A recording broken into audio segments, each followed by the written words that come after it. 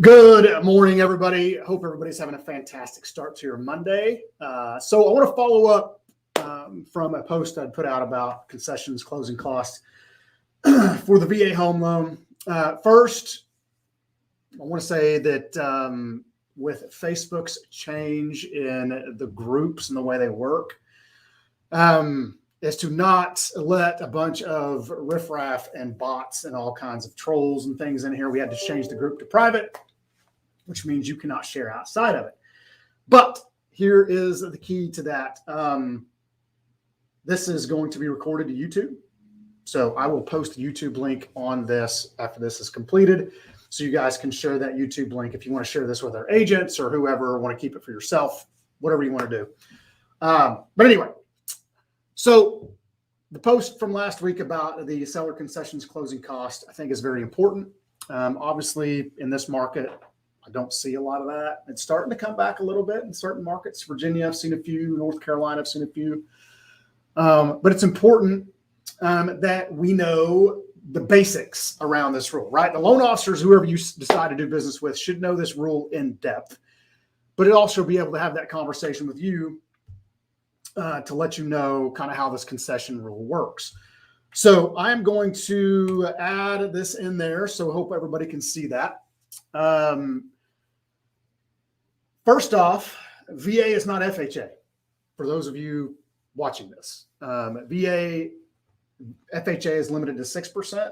A lot of people confuse that. I have seen flyers from other companies, mortgage companies, and real estate agents about VA loans, and they put 6%. Okay. It is not the HUD rule.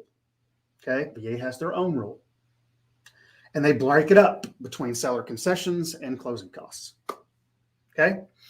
So the concession rule is limited to 4% of the reasonable value, which is what the NOV comes back at after the appraisal is done. Okay. And obviously you are limited to what is included in that bucket. And here are some of those things. You can pay the funding fee. Taxes and insurance are included in that 4% bucket. The gifts, such as TVs and appliances, my coach to you on that is just leave that off. It becomes way too muddy when you start gifting TVs and appliances and everything else under the sun. You've got to establish a value with it, and it's a royal pain in the butt. So my advice is leave that off there, but it can be included in that 4%. Extra points. Okay. The key word there is extra points. Now, if a borrower wanted to buy down, typical buy down, you can include up to 2 points in there. So that is beyond what the current market would dictate. So that's the word extra that's in there. Okay. You can also pay off or pay down. Okay. It does not have to be totally paid off. You can pay off or pay down credit card balances. We just did this with a loan in Virginia Beach and paid off like $620 something of this guy's USA credit card, because that's what we had left over on the seller concessions. It does not have to be all paid off. Okay. So that's a key distinction there. Or you can pay off judgments to help the veteran qualify for the loan itself. Okay. So that's a cool thing too. We have used that before to do that. If it were, a old collection that turned into a judgment or something of that nature. Okay.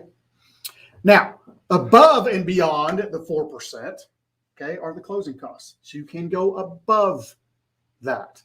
Okay. So in addition to the 4%, you can have closing costs in there. Okay.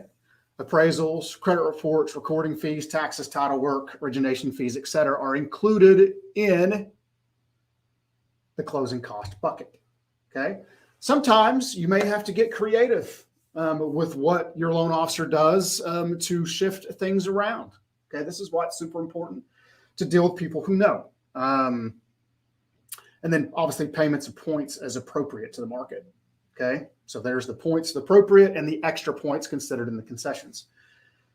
So it can work. I have seen, I saw something the other day about using lender credits towards that stuff. And I just, that's a slippery slope I would not go down.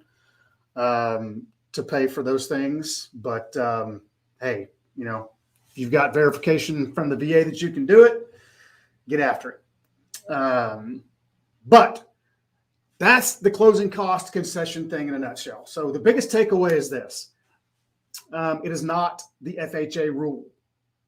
That's the biggest confusion. So if you have that, it's important that you negotiate this from a position of education, which is what this is. You can find this stuff right in the handbook. It is basically regurgitated, all looking pretty. This is part of our stuff that we teach in the Veteran Mortgage Advisor class, the online curriculum that we have. So if you're a loan officer out there and you want to get involved in that, let me know and I'll get you the link to sign up so you can pay for that. Trust me, you will not regret it. But that's what this has come right from the handbook, folks. So anyway, if anybody has any questions on any of this, please let me know. Post your questions on this, comments, anything, so we can all learn. There are a lot of extremely intelligent loan officers in this group and other agents who can help you, not just me. But if I can't help you, let me know. But post the questions, anything like that, comments in the group, and we will certainly for others to learn. So anyhow, everybody, hope you have a fantastic rest of your Monday. Have a great week. We'll see you guys soon.